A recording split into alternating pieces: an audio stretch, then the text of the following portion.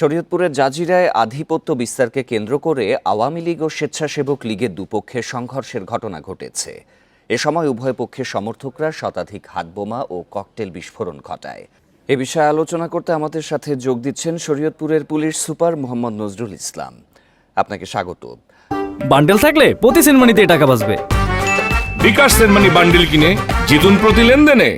সকালে যে সংঘর্ষ হলো এরপরে এলাকার বর্তমান অবস্থা এই মুহূর্তে কেমন?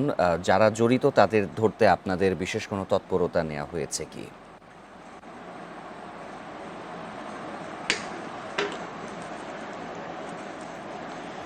ধন্যবাদ আপনাকে।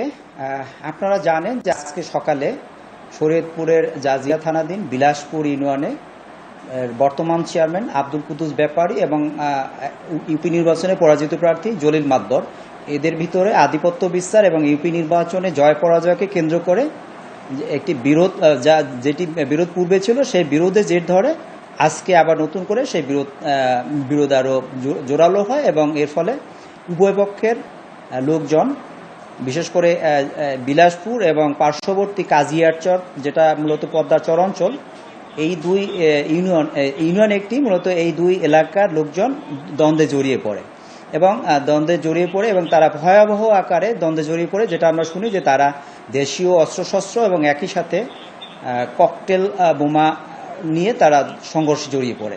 এবং এই ঘটনা যখন আমরা শুনি তখন সকাল 8:35 বাজে এবং আমরা শোনার সাথে সাথে আমাদের নড়িয়ার যে সার্কেল এডিশনাল এসপি আছেন এবং জাজিরা থানার অফিসার ইনচার্জ ওনাদের দুজনকে আমি ঘটনাস্থলে যাওয়ার নির্দেশ দিই এবং একই সাথে আমার পুলিশ লাইন্স থেকে অতিরিক্ত ফোর্স নিয়ে আমরা ওখানে মুভ করতে নির্দেশ দিই। এবং আমরা যেটা ওখানে যে দেখি যে ভয়াবহ আকার ধারণ করেছে সংঘর্ষ এবং এখানে দেশীয় অস্ত্রের পাশাপাশি কিছু দেশীয় তৈরি বোমা, যেটাকে আমরা ককটেল বোমা বলি, সেগুলো নিয়ে তারা বৃষ্টির মতো বিভিন্ন প্রতিপক্ষর দিকে ছুঁড়ে মারছে। তো আমরা যখন ওখানে যাই তো আমরা সাথে সাথেই যে উত্তেজিত জনতা এবং যারা সংক্ষুব্ধ ছিল, মারমুখী ছিল, যারা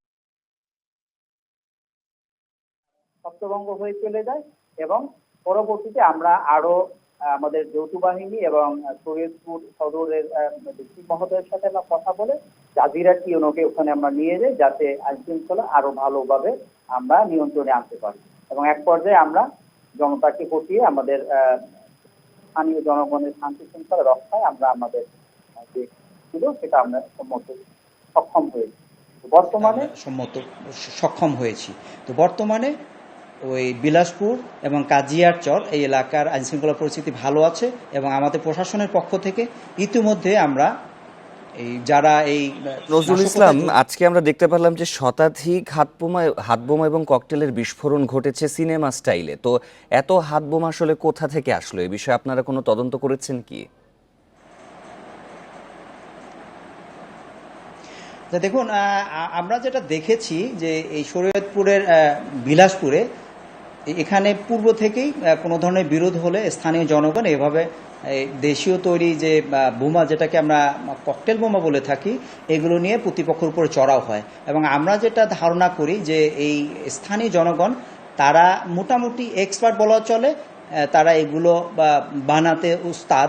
এবং আমরা যারা এই দেশীয় তৈরি বোমাগুলো বানাচ্ছে এদের আর উৎস সন্ধান করছি এবং কিভাবে তারা এই যে মালামাল ম্যাটেরিয়ালসগুলো নিয়ে আসে সেই বিষয়গুলো আমরা অনুসন্ধান করছি, যাতে ভবিষ্যতে এই জাতীয় নাশকতা এবং এই যে বোমার মাধ্যমে যে ভয়ভীতি এবং বিশৃঙ্খলা সৃষ্টি করে এটা যাতে না হয় সেটার বিরুদ্ধে আমরা এখন থেকে 100% অ্যাকশনে যাব। এবং যারা এই বোমা তৈরির সাথে জড়িত অথবা যারা কোনো জায়গা থেকে যদি নিয়ে আসে তাদের এই যে সোর্সটা আছে, সাপ্লাইটা আছে, সেই সাপ্লাইটাকে আমরা খুঁজে বের করব এবং তাদের বিরুদ্ধে অল আউট অ্যাকশনে যাব।